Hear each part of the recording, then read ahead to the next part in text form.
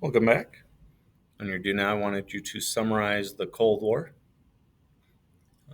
Hopefully, you remember this was the conflict between the United States and the Soviet Union. Here we have the flag and the symbol of the Soviet Union. It was this conflict, this struggle to see which country was more powerful, which country would sort of rule the world. Um, and they did everything as if they were fighting a war.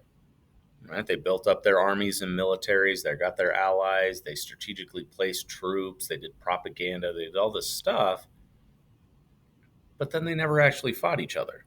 So we call it a Cold War, and it is the biggest, most famous one. So we call it the Cold War. So we're moving into our new unit on the 1960s, and this is a decade of lots of change and turbulence. A lot of stuff's going to happen during this decade, and the country's going to change dramatically from the 1950s to the 70s. This decade is extremely important. It's a decade of lots of protest, lots of unrest among the people, as well as political power. There's going to be lots of violence in lots of different ways. Um, there's going to be assassinations of lots of people, presidential assassinations, presidential candidates, leaders, lots of chaos. There's going to be a lot of division among the people. They're definitely not a united country who all believe sort of the same thing, like it was sort of the vibe in the 1950s. So here's some of the people we're going to learn about. We got John F. Kennedy, Robert Kennedy, two extremely famous politicians. They were brothers. Castro. We're going to talk about Cuba and the spread of the Cold War. Vietnam is going to start during the 1960s. The space race is going to be during the 1960s. Martin Luther King, a lot of his movement and his assassination is going to be in the 1960s. But we're also going to talk culture and like hippies and Woodstock and music is all during the 1960s as well. So we're going to start with the Cold War. We're going to spend a couple of weeks talking about the Cold War of the 1960s. Then we'll talk civil rights of the 60s. Then we'll talk culture. So we're going to start with the Cold War in Europe. We're going back to Berlin. Now, as a reminder, we talked about this before. Berlin is the capital of Germany.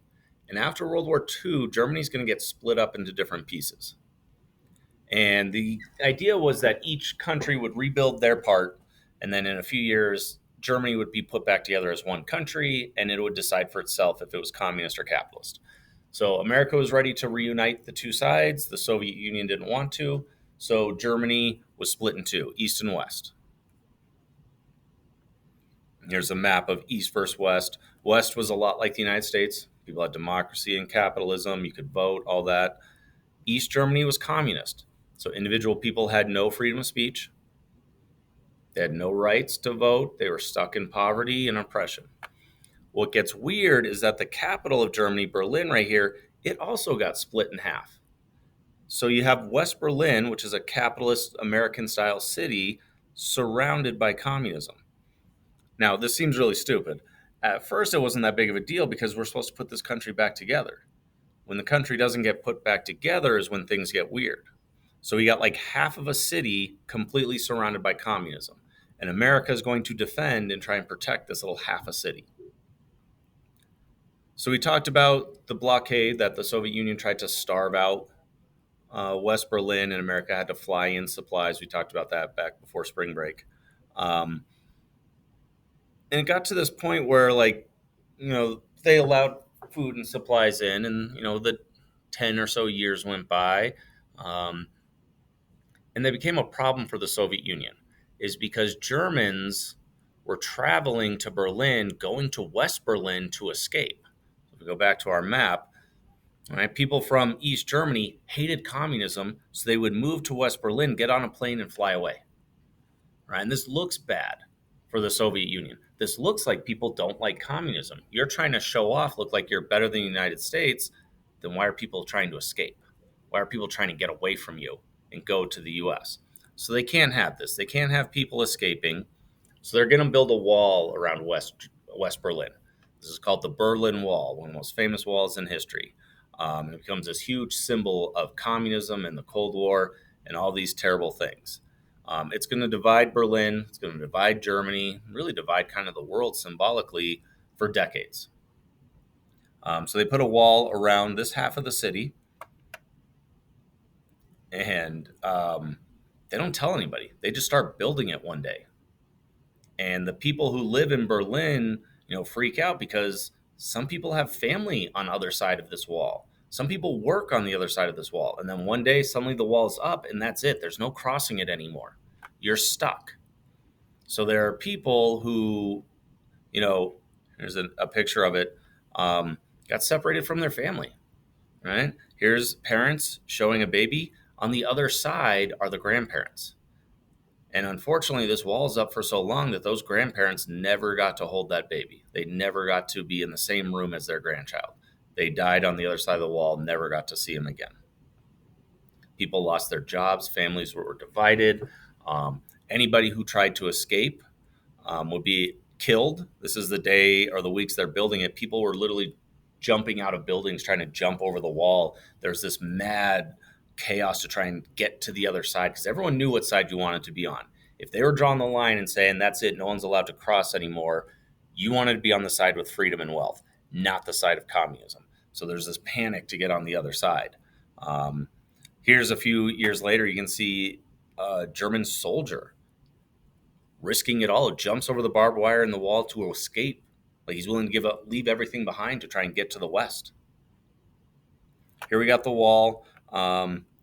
It got bigger as time went on. It's got barbed wire, it's got guard towers, it's got snipers, it's got landmines. Anyone from the east who tries to escape is shot on sight. No one's going from the west to the east. No one wants to go into communism. Here's a picture of it later, decades later. This is the west. You can see you can walk right up to the wall. You can put graffiti on it. You can walk in the park with your dog like this guy. On the other side, you got soldiers and patrols. No one's allowed to cross. So in the 1960s, as this wall is being built, JFK, the president at the time, Kennedy, he goes to Berlin. He flies in and he gives this important speech about how he's going to stick with Berlin. We're not giving up. We will help you. We'll support you. We're here for you. And eventually we're going to tear this wall down. And it's really this big moment where America, again, refuses to give up. They're not going to let communism push the world around. They're going to defend people. This gets very close to World War III, though. Right? You have soldiers pointing guns at each other all across this wall. There were several occasions throughout the 60s that World War III almost broke out along the Berlin Wall. We're going to watch a few videos that kind of explain what the Berlin Wall is and what happened. Your goal for today is to create a poem. It's called an I am poem. And you don't have to come up with it yourself. You don't have to make it rhyme or anything. But I'm going to ask you questions. You're going to pretend you are the Berlin Wall. What does the Berlin Wall see? What does the Berlin Wall feel? What does it hear? What does it think about? And you're going to create something new for each line. So you just have to kind of finish each line.